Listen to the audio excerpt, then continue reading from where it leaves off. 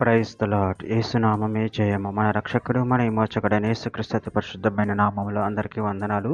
చిన్న ప్రార్థన ద్వారా ఉదయకాల వాక్య భాగం ధ్యానించుకుందాము. పరిశుద్ధుడ మహాగణుడు అని దేవ యేసయ్య సర్వాధికారినైనా మీకే వేలది వందనములు కృతజ్ఞత స్తుతి స్తోత్రం చెల్లించుకుంటున్నాను దేవ ఉదయకాలం ప్రభు వాక్య భాగం ధ్యానిస్తుండగా వాక్య భాగం మాకు అర్థమవుట్ల సహాయం చేసి మీ కృపలో బలపరిచి మీకు మాదిరిగా మమ్మల్ని నడిపించి మీ చిత్తాన్ని మా జీవితంలో జరిగించమని చిన్న ప్రార్థన యేసునామములో అడిగి వేడుకుంటున్నాను తండ్రి. Amen amen. కీర్తనల గ్రంథం 99వ అధ్యాయము 1వ వచనము. యెహోవా రాజ్యము చేయుచున్నాడు, జనములు వణుకును, ఆయన కెరూబుల మీద ఆసీనుడై ఉన్నాడు, భూమి కదులును. ఆమెన్. దేవుడి వాక్య భాగం దీవించును గాక. ప్రభునందు ప్రియులారా, ఇక్కడ వాక్య భాగంలో గమనించినట్లయితే యెహోవా రాజ్యం చేయుచున్నాడు, జనములు వణుకుచు, ఆయన కెరూబుల మీద ఆసీనుడై ఉన్నాడు, భూమి కదులును. అదేవిధంగా వాక్య భాగంలో గమనించినట్లయితే కీర్తనల గ్రంథం 96వ అధ్యాయం 10వ వచనంలో యెహోవా రాజ్యం చేయుచున్నాడు, లోకం కదలకుండా స్థిరపరచబడి ఉన్నది, న్యాయమును బట్టి ఆయన జనములను పరిపాలన చేయును. ఈ వార్తను అన్యజనులలో ప్రకటించుడి. ప్రకటన గ్రంథం 11వ అధ్యాయం 17వ వచనం.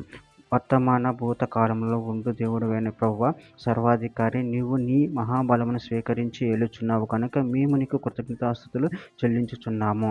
కీర్తన గ్రంథం 2వ అధ్యాయం 11, 12 వచనాలలో భయభక్తులు కలిగి యెహోవాను సేవించుడి, గడగడ వణుకుచు సంతోషించుడి, ఆయన కోపము త్వరగా రగులుకొనును, కుమారుని ముద్దు పెట్టుకొనుడి, లేని ఎడల ఆయన కోపించును, అప్పుడు మీరు త్రోవ తప్పి నశించుదురు, ఆయనను ఆశ్రయించు వారందరూ ధన్యులు.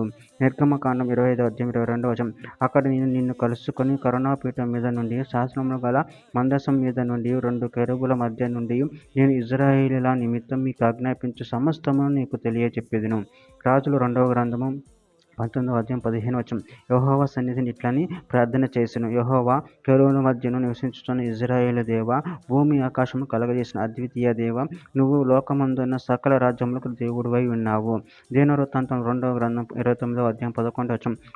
నా కుమారులారా, తనకు పరిచారకులై ఉండి ధూపం వేయుచుండుటకును, తన సన్నిధి నిలుచుటకును, తనకు పరిచర్య చేయుటకును యెహోవా మిమ్మును ఏర్పరచుకొనెను కనుక మీరు అశ్రద్ధ చేయకుడి. చివరిగా ఒక మాట. కీర్తన గ్రంథం 29వ అధ్యాయం 10వ వచనం. యెహోవా ప్రళయ జలముల మీద ఆసీనుడాయెను, యెహోవా నిత్యం రాజుగా ఆసీనుడై ఉన్నాడు. ఆమెన్. దేవుడి వాక్య భాగం దీవించును గాక. చిన్న ప్రార్థన చేసుకుందాము.